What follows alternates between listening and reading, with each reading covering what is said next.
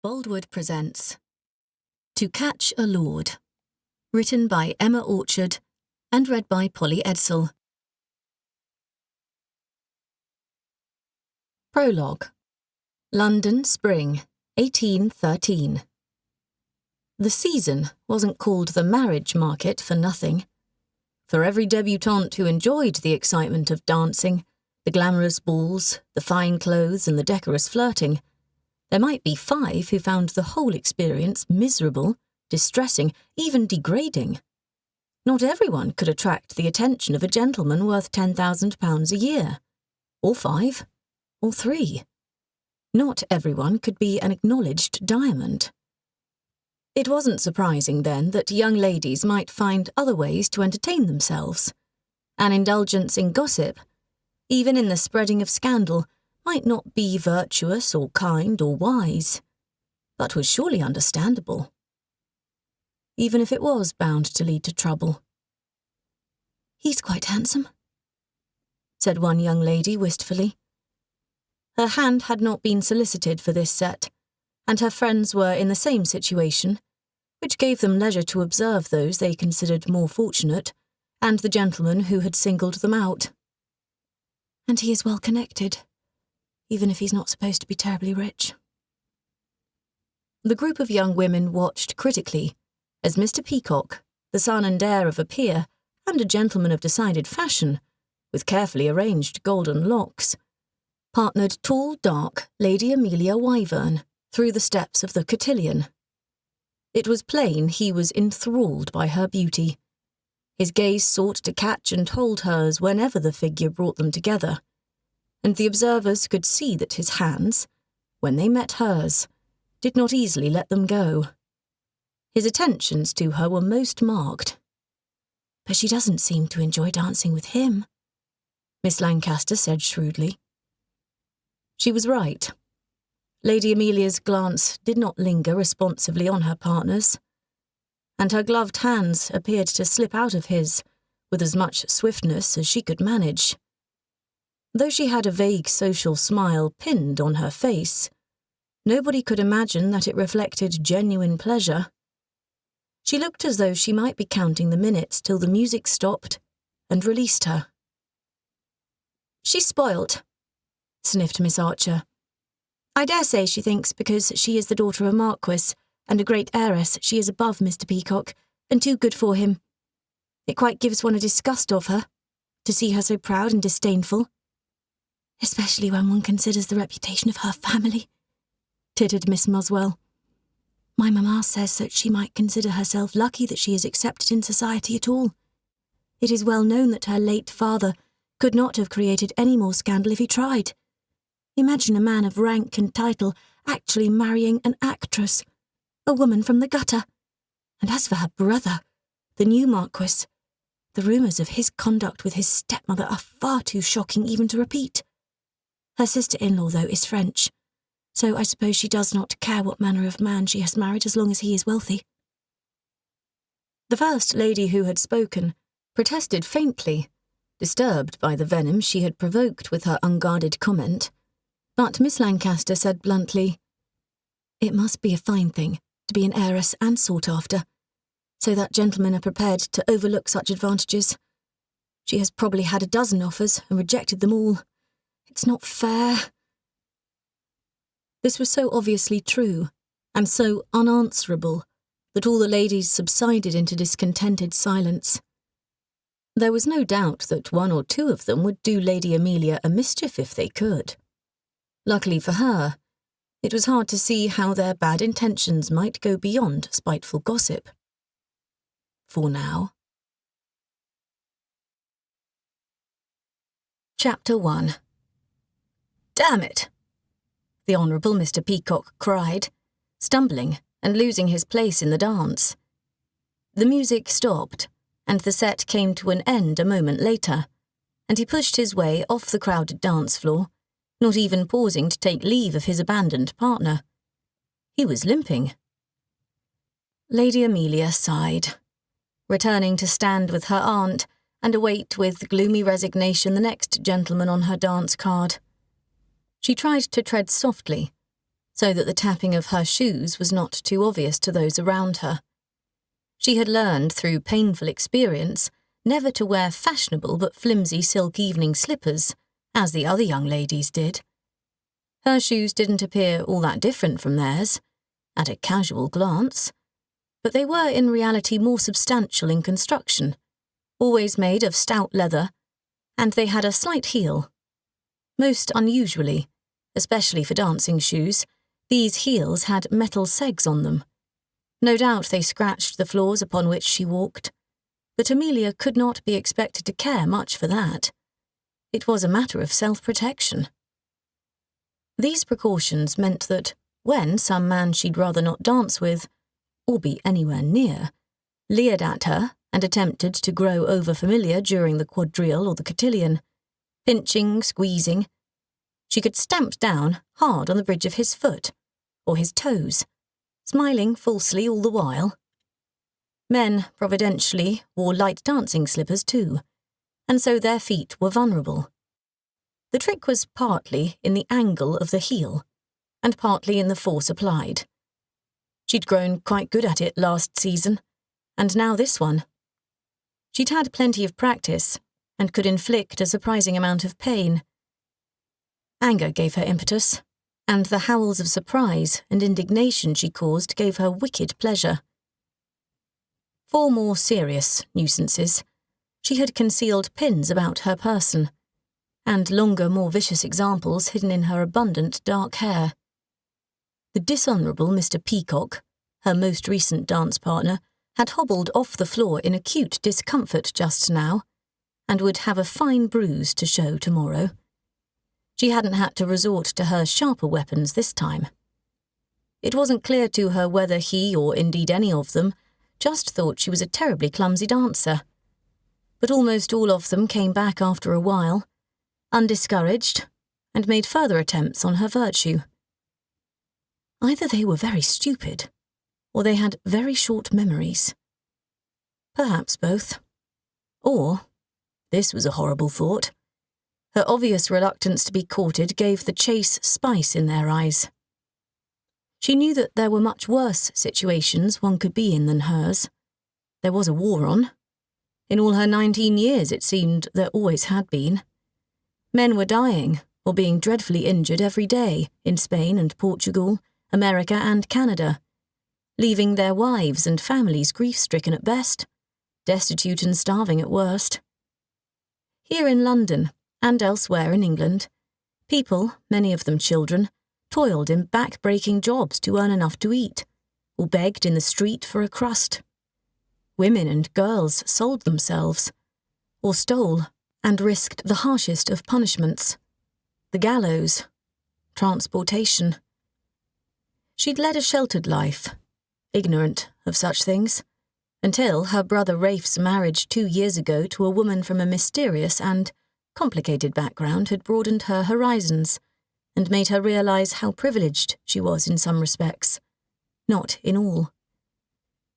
With her eyes newly opened by Sophie's influence, she'd realized, too, that in her own sphere of life, the automne, many young women much like herself might indeed be spared from the sharpest bite of physical want, but still faced the awareness that their futures were bleak indeed if they could not induce some man of property, any man of property, no matter his age or personal attributes, to offer for them. Their entire family's futures might depend on such an eventuality. Amelia faced no such problems, and must be grateful that she did not. She was grateful. The daughter of one ridiculously wealthy marquis, now deceased, and sister of another, she had no need to work, nor would she ever face the bitter secret struggles of genteel poverty. She would never be obliged to marry where her heart did not lead her, not to secure some sort of future for herself, and certainly not to increase her family's fortune, for they had that in abundance. And there was yet more. She had no harsh, controlling relatives, either male or female, who would think to force her into some splendid match that went against her heart's wishes. Her half-brother Rafe was the kindest and most loving of guardians, always considerate of her welfare, and putting it above his own, which she knew to be rare in her sphere of society or any other. Her full brother Charlie, though nobody would ever claim he had been over-favoured with brains, loved her dearly too. And to add to the ways in which fortune had blessed her, her health was good, as was that of both her brothers and her sister-in-law, who had recently been delivered of a strong, thriving son and heir, a tiny viscount. She even had a grandmother living, her father's mother, at the preposterous age of almost 102. It was true that Lady Amelia was an orphan, which might make any girl in any walk of life an object of pity, but in her peculiar circumstances, even that could be described as a blessing, if a mixed one. She greatly missed knowing the mother she had lost in early childhood, but she had not for as much as a second regretted the death of her father 2 years ago. What was more, nobody, not even the highest sticklers of society, not even Queen Charlotte herself, could expect her to make any show of mourning him still, because her father, the late Marquis of Wyverne, had been a man of terrible reputation, every bit of it earned, one with a positive addiction to stirring up scandal and making enemies. Lord Wyverne had left his 3 adult children with a wicked stepmother, as in the fairy tales, but Amelia wasn't obliged to live with her, or suffer any cruelty from her. She'd never even met her, and for the sake of her own good name must never do so if it could possibly be avoided. Rosanna Wyverne was an actress. Not an actress in the mould of Mrs. Siddons, admired widely for her artistry and admitted to be a respectable woman. No, she was the other sort of actress, the disreputable kind. She might be a dowager marchioness, but she had never been received into society and never would be.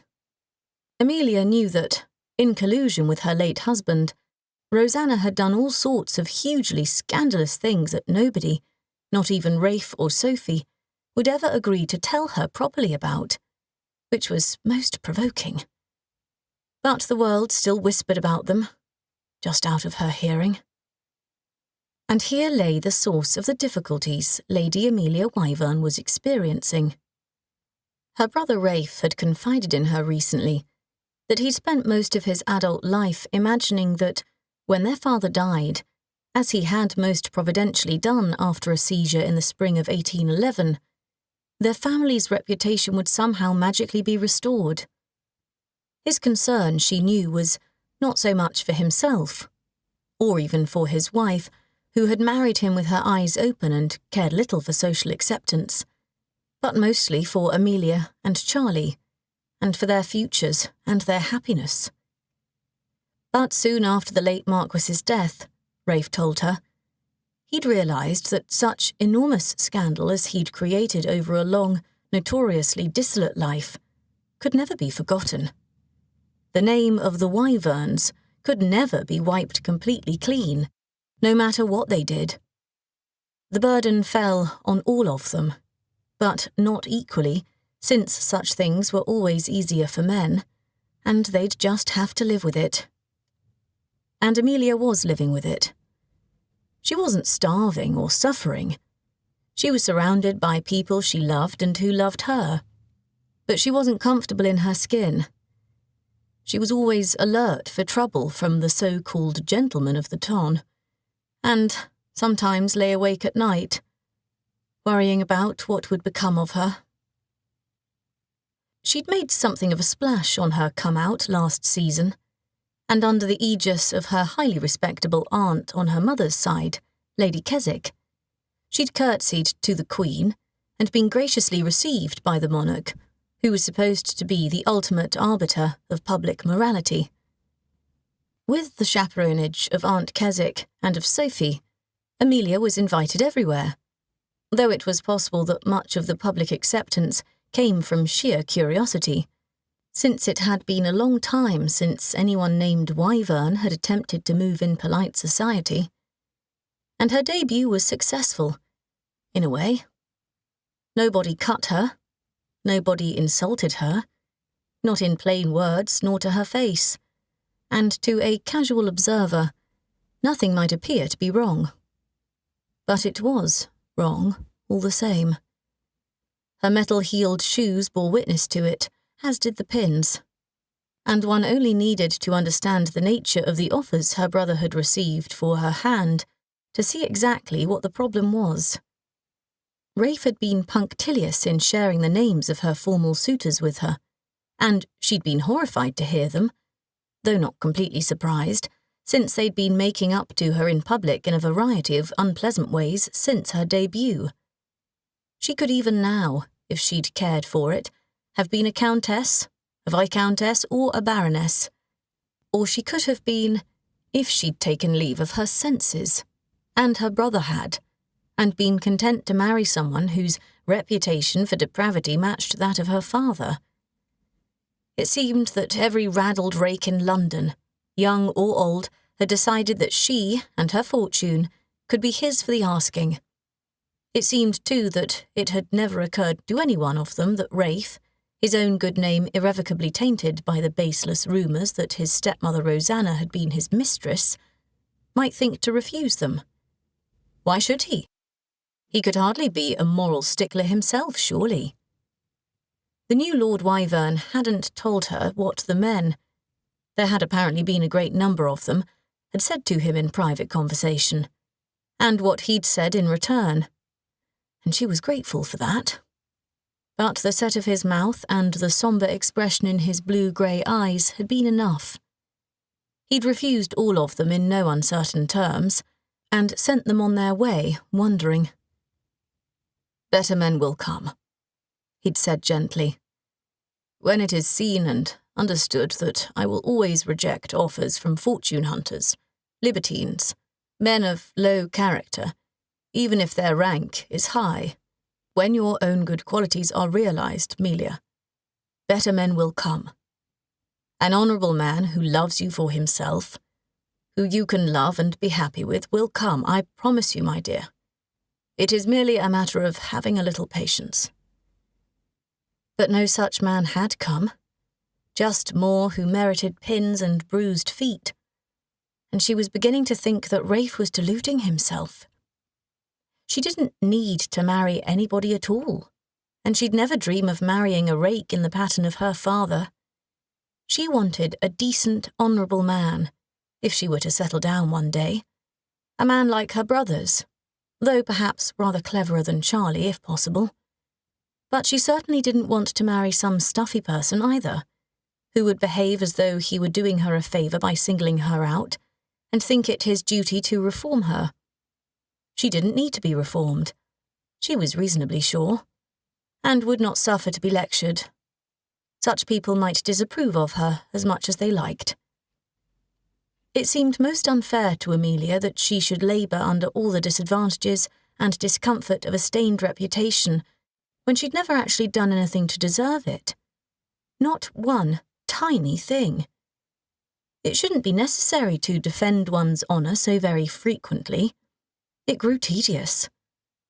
She was aware, Lady Keswick had not failed to impress it on her with many awful, if frustratingly obscure warnings, that she was obliged to be more careful, even than the other debutantes who surrounded her. There could be no indulgence for any rash youthful folly on her part. She could not afford even the tiniest slip. Something must be done, she thought, to set this right. And she must do it herself, rather than relying on others. It was her future at stake, not theirs, no matter how much they cared for her.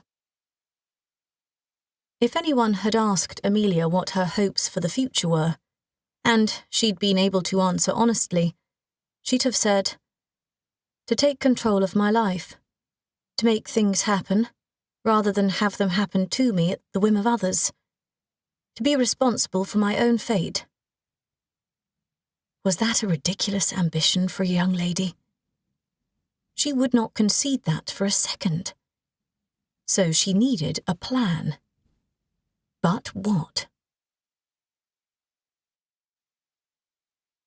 Chapter 2.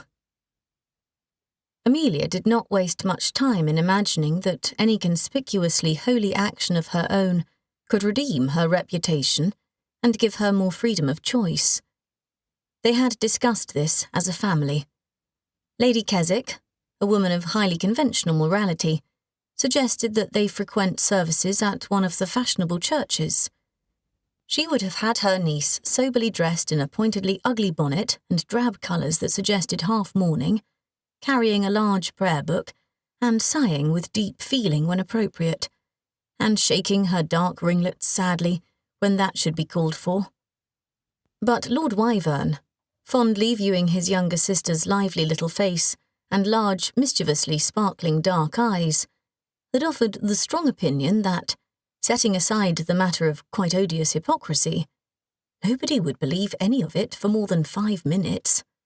And if they did, by some strange chance, believe it, he went on to say, the end result would be offers of marriage from sober religious young men, perhaps even ambitious fellows in holy orders who might like the idea of a wife of exalted birth and be prepared to overlook the Wyverne reputation for the sake of a substantial dowry.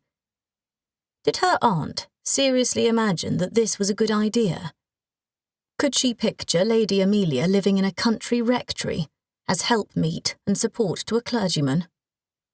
Perhaps she will read Fordyce's sermons aloud to her maidservants as they sit together hemming her husband's shirts, he said, though it required an extraordinary effort of imagination to summon up such a vision.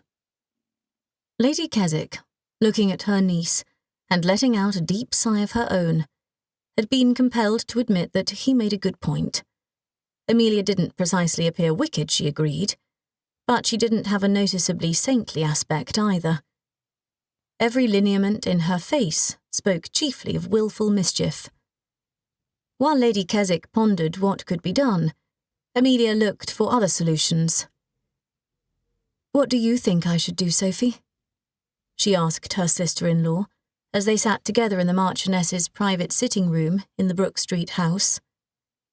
Lady Wyverne was nursing her infant, and said nothing for a moment. Her brows creased in thought. She was an attractive Frenchwoman in her late 20s, of most unusual colouring, with red blonde hair and bright dark brown eyes. But the baby, Louis, Lord Drake, had dark hair, like his father and his Aunt Amelia, and at present their Wyverne blue-grey eyes. "I do sympathise," she said at length. "It might appear a trivial predicament, yours, in a world that is so harsh and cruel to so many. I know you have told yourself this. But since women of your class, of ours, must be defined by whom they marry, and place themselves entirely in a man's power, life, liberty, and fortune, really it is not trivial at all.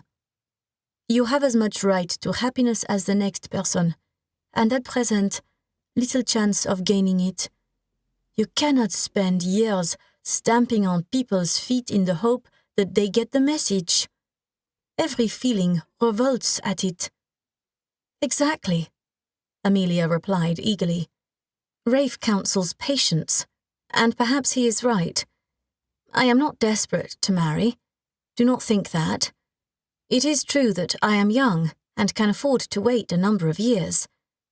One thing that concerns me, though, is that I am obliged to behave entirely irreproachably while I do so, which you must acknowledge will be hard. I am not by nature a very good person indeed, and even if I do manage that dreary perfection and maintain such an unnatural state for years, maybe, which is daunting, I cannot see matters ever changing. Why should they? It's not as though anybody is likely to forget what my father was and all the shocking things he did, especially not while his wife is alive and present in London to remind them. And Sophie, I am damned if I will wed someone who behaves as if he is doing me a great favour, condescending to take me despite my many disadvantages. I'd far rather stay unmarried." "Of course you would. I have myself received an offer in such circumstances, not from your brother, I hope it is unnecessary to say, and I agree. No woman of spirit could accept such an insult in the guise of a compliment. But any man should consider himself lucky to have you, ma petite sœur," said the Marchioness seriously, not in the least shocked by her sister-in-law's ungenteel language.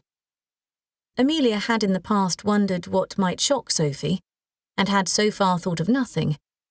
It was something to aspire to, she thought, when she could leave off being so good at last.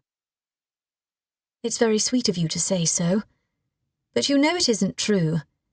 You've seen the way they look at me, the young gentlemen and the older ones. There's a sort of predatory gleam in their eyes, many of them, as if to say, 'That Wyverne blood, eh? I wonder.' And they're always trying to get me to go out on terraces with them alone, or into dark corners. They don't do it to anyone else, as far as I can see, or not half as much. I must say it is excessively tedious, and it appears to me that I don't get any credit from society for always resisting. Not that I want to go anywhere with any of them, since most of them are quite repulsive, but you know what I mean. While the respectable ones are scared of you and avoid you." Sophie agreed with more truth than tact, smiling down at her infant but still listening, since, as Amelia had observed before now, most women, especially mothers, were able to do more than one thing at a time. "So what is to be done? I beg you, please tell me anything that comes into your head, no matter how outlandish." "Very well," Sophie said.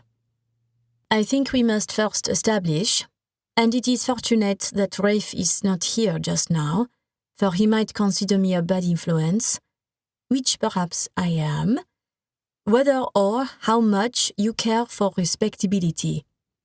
I am not saying that you should not, you understand. I am only asking, because it makes a difference, as I am sure you can perceive for yourself, in what you choose to do. But I should say also that your grandmother told me once that times are changing, and the world becoming stricter, in terms of a person's reputation, and I am sure she was right.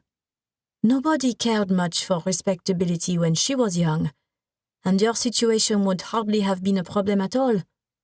But then, most marriages between persons of rank in those days were arranged, and often worked out badly, as did her own. I expect a marriage would have been devised for you, and you would have had little or no say in it, nor your prospective husband for that matter, whatever your reputation might be, or his." Amelia smiled at the mention of her grandmother, who was a quite outrageous person, who had once been the acknowledged mistress of a king of France. "It's true, and Grand-mère would tell me, has told me, just to carry things off in the grand manner, and remember that I am an aristocrat and descendant of royalty. But I don't really see that as practical advice, especially since one of the monarchs I am descended from is King Charles II, which hardly helps matters.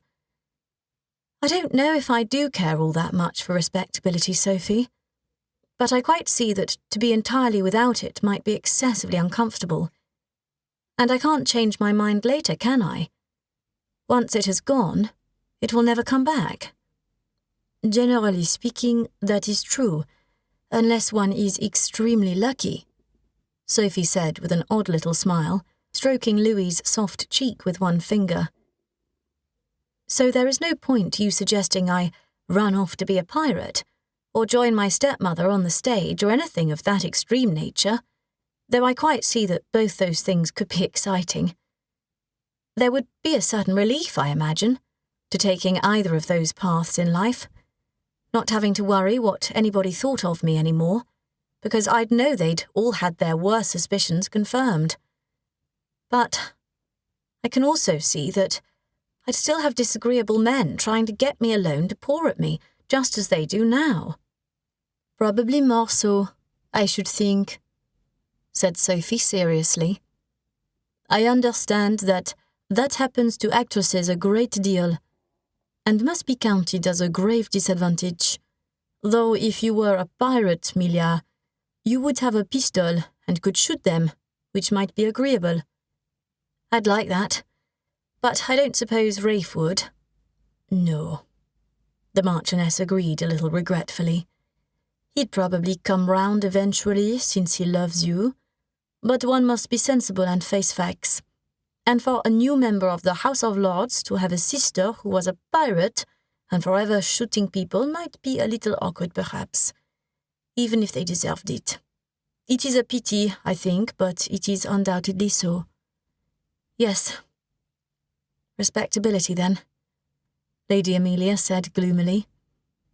Perhaps you could be a widow, her sister-in-law proposed, doing something complicated with muslin cloths that ended with the baby sucking busily at her other breast without any perceptible interruption.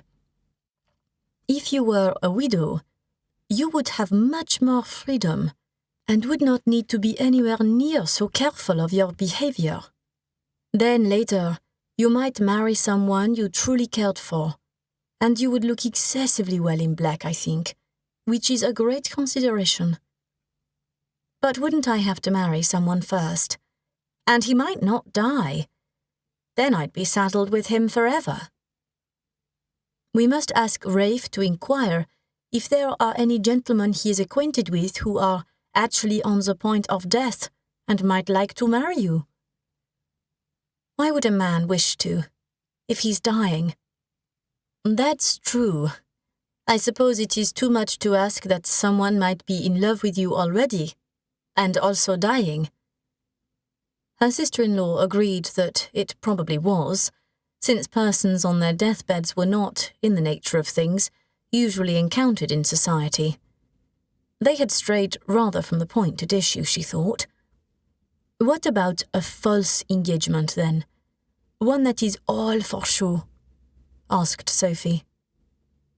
I can't see how that would help, Amelia objected reasonably. Even if anyone would agree, and again I don't see why they should, I'd be obliged to cry off eventually, and that would do my reputation no good at all. I'd be a sad jilt along with everything else.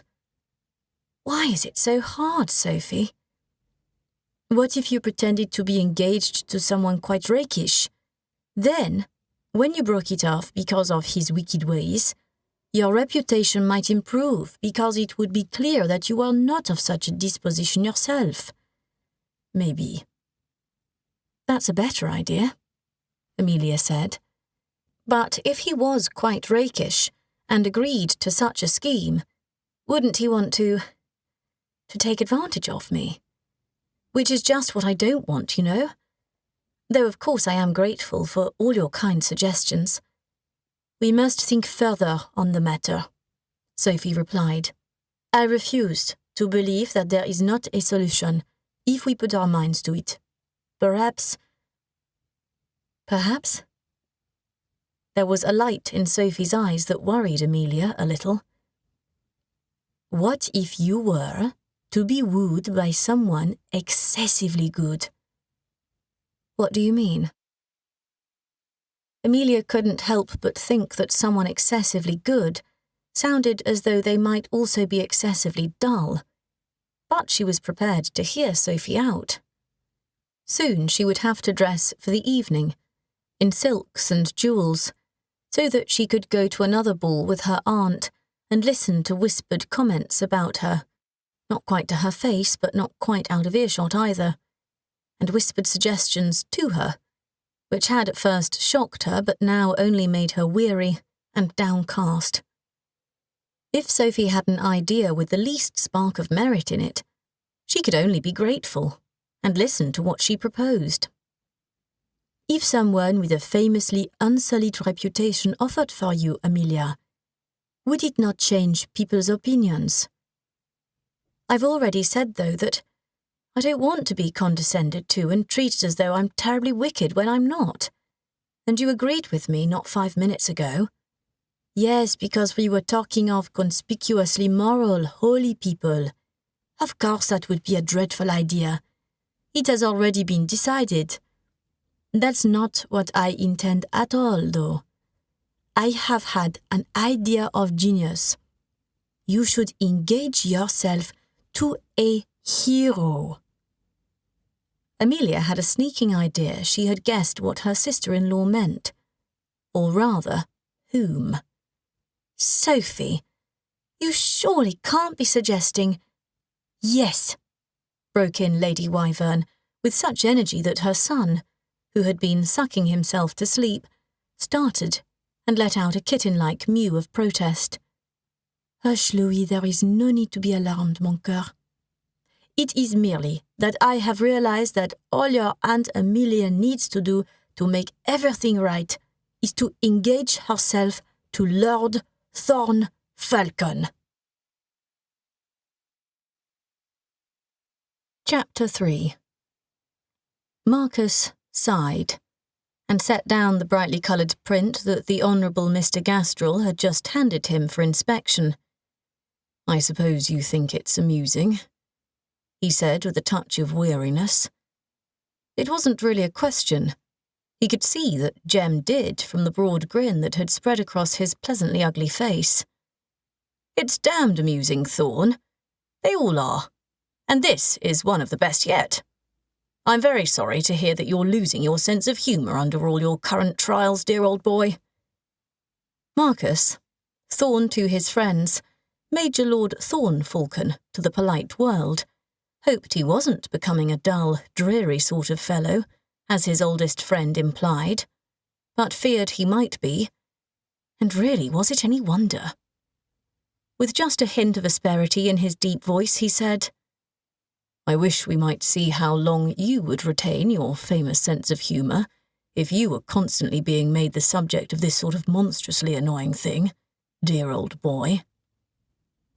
With a large, well-shaped hand, he gestured at the paper he'd laid down on the table between the two armchairs he and his friend occupied. He could quite happily have torn it into a dozen pieces and made Jeremy eat them. It was a satirical print, such as might be bought or viewed with ease in one of the large new plate-glass windows by those who could not afford to buy, in any of a dozen shops a few minutes' walk away from White's Club, where the two friends sat this morning. And there was no mistaking the subject of it. Thorn was a gift from heaven to the caricaturists, and one they had seized on avidly. He was far above the average height, and magnificently built, with a profile that one lady, swooning at the mere thought, had compared to that of Antinous, and another to that of Michelangelo's David. It was not necessary to choose the ancient personage he most resembled. The effect, in all events, was unmistakably classical. His brow was noble, his nose straight, his lips beautifully sculpted, and his jawline strong. His chestnut hair curled crisply, in a manner any lady might envy and seek to emulate. All of this splendour could be seen in garish colour in the print that he so disliked, though he was currently dressed with propriety and sober good taste, in top boots, buckskin breeches, and blue superfine coat, just like his slighter companion. The print had him arrayed, as they always did, in the new and rather splendid British Hussars uniform, skin-tight, flattering to every inch of the athletic manly figure, and liberally trimmed with gold braid. The scene depicted was not a military one, however. Far from it. As in all the prints that had bedevilled his existence since his most reluctant appearance in society a few weeks ago. The hero of Salamanca and Huebra, here described instead in an unrolling ribbon of text as the hero of Berkeley Square, was besieged not by fierce cuirassiers in shining metal breastplates, or by Marshal Marmont's brave dragoons in martial green, but by a great many nubile young ladies in bright, flimsy silks and snowy white muslins. His expression, drawn in a few swift but powerfully expressive lines, suggested that they were a far more formidable foe than any of Napoleon's army. This time he was pictured in an elegant drawing-room, his sabre in his hand, but plainly useless as a weapon. There was an obvious implication here, given the lewd nature of many of these prints, and Thorn didn't care for it at all. because of the tender nature of his pursuers. These ladies climbed frantically over each other's bodies in a tangle of near-naked limbs, and fought among themselves, pulling hair and scratching, the better to approach him more closely. They had rent their garments, or each other's, which had not been enormously substantial to begin with, the better to expose yet more of their essential nakedness. He, the sole masculine figure in the scene, stood at bay on a satin sofa, and it seemed as though at any moment he would meet his fate, swallowed up by these modern maenads.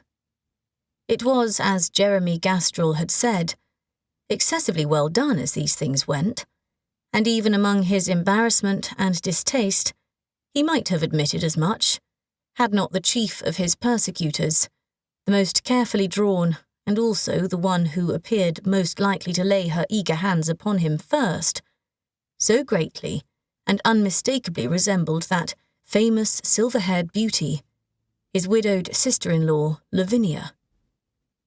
This could hardly be an accident. The artist had known exactly what he was about, and he was grateful that Jem had not seen fit to point it out, as he would not have known what to say in response. He did not in general lack for humour, despite his friend's jibe, but he could find no amusement at all in this matter. Lavinia, who was by cruel irony Lady Thornfalcon, though most definitely not his wife, but rather his brother's widow, was of course currently residing with her parents in Berkeley Square, as all the world knew, including the printmaker. 10 years ago, Lavinia Hall, as she had been then, would not have needed to pursue him. He had been hers, body and soul, and she had been his. He still believed that she had, when they had both been 16 and 17. But fate, in the shape of the late Lord Thornfalcon and his neighbour and crony Sir Lionel Hall, had intervened. Lavinia, the loveliest girl in Somerset, had been destined for Lord Thornfalcon's heir, Ambrose, a most suitable bride, so that their substantial estates might one day be joined. Her ambitious father had not the least notion of allowing her to marry the Viscount's far less eligible second son, who was to go for a soldier. Marcus might have defied his father and hers, and suggested an elopement to Gretna Green to his love, had he not realised, without ever puzzling out the full significance of the thought, that his delicate, fragile, heartbreakingly beautiful Lavinia was not particularly well suited to a life of a very junior officer, without a fortune to his name, even one in a fashionable cavalry regiment. He'd hoped with the optimism of extreme youth to make a great career and rise to a high position in the army, but he could not flatter himself it would happen quickly, and so he had told her that he could not ask such a sacrifice of her, and she had cried prettily, and agreed. "I must obey my father. It is my clear duty," she had said, looking up at him with those mesmerising, drenched violet eyes, as if challenging him to contradict her, or to take her in his arms again this one last time and kiss away her tears. He had kissed her, had done much more than that, but he hadn't told her she was wrong. So she'd married his brother Ambrose in the family chapel at Thornfalcon, but luckily his father, though proud and rigid in his outlook, hadn't been entirely devoid of sense, and his long-suffering mother must have had a part to play too. Marcus hadn't been there to witness it. He'd gained his lieutenant's commission with extraordinary swiftness, and been packed off post-haste to his regiment. He had resigned himself, he'd believed then, to seeing Lavinia only as a sister as the years passed. It would hurt at first, he knew, but he hoped the pain would lessen. He knew, too, that Ambrose loved her, in his quiet fashion. Everyone did. She was so perfect. That was some sort of mercy. He need not think of her being anything less than adored. She deserved that. As far as he knew, From what his mother had told him, carefully in her letters, the pair had been happy enough together. Certainly nobody had ever hinted to him that they weren't. In time, she'd borne Ambrose a daughter, Priscilla, and Marcus had sent sincere congratulations and a generous gift for this child, no doubt as lovely as her mother, who might so easily have been his. Marcus had fought through Spain and Portugal and Spain again, with little more than a few scratches and a concussion, until recently. But while he had been fighting and growing to manhood, the third Lord Thornfalcon had died, which was to be expected given his age and state of health, and then a few months later, the fourth, which was not. Ambrose had broken his neck one winter afternoon in a stupid, pointless riding accident. He had no son, which meant that Marcus was still his heir, and now Lavinia was a widow. He hadn't rushed back for his father's funeral, nor for his brother's, though it was doubtful if he could have made it in time on either occasion. He could have come after, of course, and probably should have done. But last year had been a crucial one in the fight for the peninsula, and he'd chosen to believe that he could not be spared, though of course he was far from being indispensable, and knew it. But a Frenchman's bayonet, thrust deep into his shoulder, had broken his run of luck at last, in the desperately bloody hand-to-hand fighting among the trees along the river Huebra, and so he'd been sent back to England at last, much against his will, to face Lavinia. Jeremy said now, clearly realising from the storm clouds gathering in his friend's normally amiable face, that it was past time for a change of subject. "Do you go to Mrs. Singleton's ball tonight, old man?" Marcus would have been glad of a diversion, but this was scarcely that. "Need you ask? I shall be there, naturally, escorting my sister and my mother, if she is well enough. I expect Miss Helena's season is a great strain on her ladyship," Jeremy said sympathetically.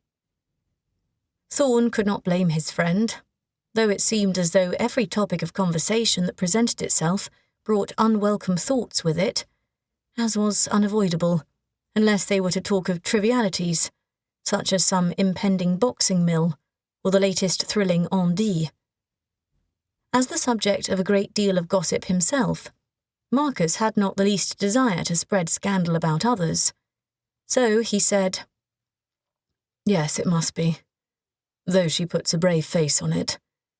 She rests in the daytime as much as she is able, but being in London is tiring enough in itself for her, without mentioning the ridiculous number of events she is obliged to attend with Helena. At least if I am there too, I can make sure she does not exert herself more than she needs." "You hate it all, don't you?" "Can you marvel at it? I would have to be the most unconscionable coxcomb ever born to enjoy the attention I am currently receiving. The extent of it, the nature of it too." He was vehement, but there were others sitting nearby, chatting or reading, and so he kept his voice low. Jeremy grimaced in understanding. Marcus had been promoted after the Allied victory at Salamanca, rather than having to purchase his majority. Promoted into dead men's shoes, of course, as he was never likely to forget, and mentioned by name in dispatches then, and again after the disastrous retreat that was Huebra. So had many others, of course, and with much greater cause as far as he could tell. The true heroes of those days were most of them dead. But it was only when he'd returned wounded to England that he'd realised how much of a public figure he'd become in his absence.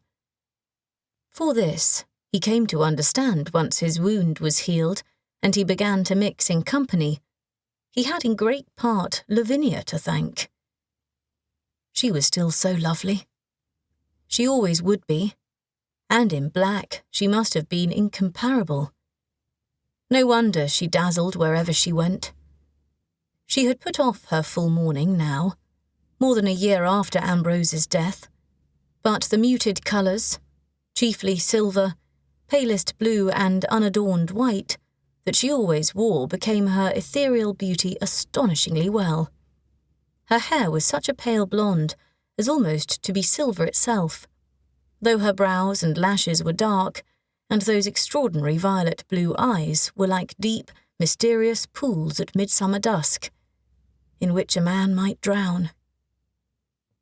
Poets wrote verses in her praise, so beautiful and so sad, and always, on appropriate occasions, accompanied by her poor fatherless child, as strikingly lovely as she was. Ladies of a susceptible nature had been known to weep at the mere sight of them together. Society was disposed to be interested in tragic Lavinia, of course, and once the full details of her truly heartbreaking story were widely known, though surely she had not spread it abroad herself, but only told a very few trusted friends who had shockingly not kept her confidence, she became the sensation of the season, and so did he. He could not help being faintly nauseated by it all. He made a mawkish figure, he thought, in the tale, his chaste young love for her, and hers for him, his noble renunciation of her at their father's command, the way he had stepped aside to let his brother wed her, and the distorted, highly sanitized civilian's eye view of his subsequent military career. It was to be understood that his bravery had stemmed from the fact that he no longer cared if he lived or died, like some warrior of legend, as the love of his life was forever lost to him. And now, of course, the gossip-mongers eagerly picked over the torment he must be undergoing, and Lavinia, too, poor suffering soul, to see her widowed, free to marry again, and yet tantalizingly out of his reach. Or, came the whispers, and this was by far the worst of it, as far as Marcus was concerned. Was she? When he had come home, and as soon as he was well enough, his mother had put before him, expressionlessly, the legal papers that made his position perfectly clear. He had read them with an attention almost more painful than the lingering throb of his shoulder. But he had known it all already. It was not illegal to marry one's deceased brother's wife. It could be done, and was done, no doubt every day, in every rank of society. But was ever a legal judgment more perverse? The marriage was voidable, if challenged, ever, for as long as the parties lived. It could be set aside in an instant, rendered invalid, as if it had never happened, which meant, of course, that any children of such a union would be made illegitimate, with no remedy for it. Marcus's heir at present was a distant cousin he barely knew, a clever young lawyer who was not a wealthy man. Who could doubt for a second that he would challenge and overturn such a match if Lord Thornfalcon were ever improvident enough to make it? Of course he would. He had so much to gain, and Marcus so much to lose. It was unsurprising that his mother, and his sister Helena too, now that she was old enough to understand, had the strongest possible objections to such a scandalous marriage. But he paid them the compliment of believing that they had only a fleeting concern for public notoriety, and even for the future of the title, the estate, and the name. No, their worry was for him, because they loved him, for what such a life of uncertainty would do to him, and particularly the bitter knowledge of what he would be inflicting on his innocent unborn children if he chose love over duty this time. The polite world found the whole situation highly romantic, as if his deepest feelings were some sort of play set out for public entertainment. But he had no taste for melodrama, and his opinions were far, far otherwise. He was living a species of nightmare, as he smiled and danced and rode in the park and kept his face impassive all the while. And if his mother and sister hadn't needed him, London would have been the last place in the world he'd choose to set foot. Lavinia, in one of their endless tormenting conversations, just last night, had accused him of caring only for stuffy respectability and the future of his noble name. For base inheritance and worldly gain. She could not help but marvel at it, she told him often. She had thought she had known him, that their souls were as one, indivisible and eternal. But now she realized that she had been sadly mistaken. "I would give up the world for you," she said, those extraordinary eyes huge and tragic in her pale little face. Who but a heartless monster could make her suffer so? "I would risk my reputation, everything, to have your love again, to stand beside you proudly and openly as your wife. I would defy everyone and everything, and if anyone dared to question our marriage and brand me a whore, I would accept it as long as I had you. But I understand now that you would not do the same for me. It is excessively odd," she went on lightly, each word worse than a bayonet thrust, her melodious voice tinkling like silver bells. "That you are the hero of the hour, and fated everywhere, and yet in this I am braver than you. I can only suppose—" and here her voice broke at last, "that you never really loved me, only desired me. And even that has left you. Has it not?" She had a room kept ready for her in his townhouse. She had that right, as his brother's widow and mother of a Thornfalcon child, and sometimes she came to sleep there. There could be no impropriety, no whisper of scandal, since his mother and his sister lived there too. They were all one family, or supposed to be. The dowager, frail and unwell as she was, must welcome the chance of spending precious time with her only grandchild, and of course someone as impeccably behaved as her daughter-in-law would not dream of denying her that. Lavinia had been heard to say publicly and frequently that never, never, no matter that it caused her the acutest pain to pass over the threshold of the house that had once been hers, would she think of keeping grandmother and granddaughter apart. If angelic little Priscilla should be present when these trembling words were spoken, as she often was, the fairy-like child would clutch at her mother's hand and say, in her adorably high piping tones, "Oh, Mamma, dearest, I am sorry if it hurts you to be here, but do not keep me from Grandmamma, I pray. I do love her so, and brave Uncle Marcus too." Ladies who witnessed this manner of affecting scene had often been revived afterwards with sal volatile and hartshorn. But on the occasions Lavinia chose to spend the night in Half Moon Street at Thornfalcon House, it was a very different matter. The sensitive ladies would have been shocked to see it, and the printmakers delighted. It was all too easy to imagine what they would have made of what they witnessed. Once her child had been put to bed, once the mansion was quiet, Lavinia would slip silently along the corridor. Marcus could have locked his door. He should have. But then he would have to lie there in the darkness, waiting to hear the handle turn, dreading it, and wanting it at the same time.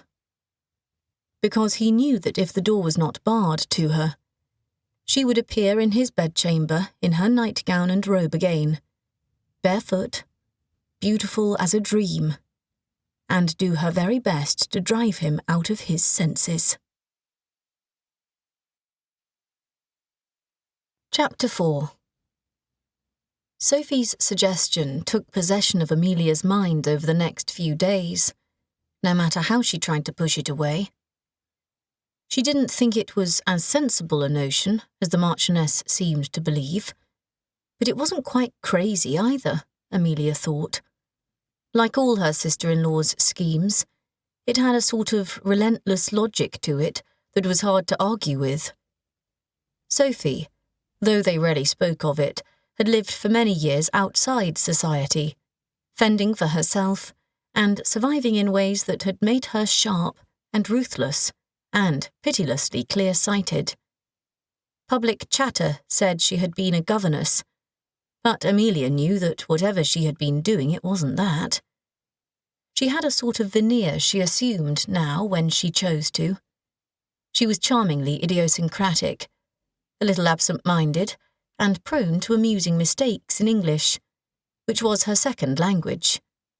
A great lady, unmistakably an aristocrat from the Ancien Régime, since her father had been a duke with an illustrious name, but with very little hauteur of manner. She didn't care greatly for social gatherings, but when she attended them, she could captivate effortlessly, or so it seemed.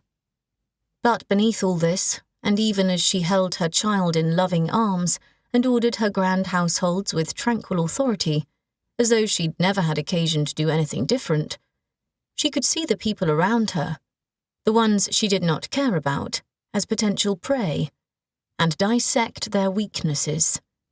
Amelia had swiftly learned to respect her judgment, and listened to her now. Lord Thornfalcon loathes the situation in which he has been placed, the Marchioness said with calm certainty, as they spoke of the matter again. Amelia was dressing for a quiet dinner at home, followed by tonight's ball, which Sophie would not attend, so they had dismissed the girls' Abigail to allow them to talk in private. You can see it written on his face. She had finished arranging the younger woman's hair, weaving a string of pearls through her lustrous dark locks, and stepped back to see the effect of what she had done. I should think he must dislike it, said Amelia. Thank you, that looks very well, I think. It is surely most disagreeable, and who should know better than I, to be the subject of such gossip and be unable to prevent it. But he always remains impassive. We may be reading him wrongly. Perhaps he will think your idea quite mad, and refuse to countenance it for so much as a second. Bah, he is desperate for a way out, desperate to escape all the attention that is being showered on him. He will be delighted, I am sure, and most grateful to you for your providential suggestion. I can easily credit that he would be glad to forego women flinging themselves at his feet, and falling off horses so that he is obliged to rescue them, and fainting into his arms at balls so that he is obliged to catch them, and all that sort of nonsense. Presumably, such behaviour would have to stop once we were betrothed.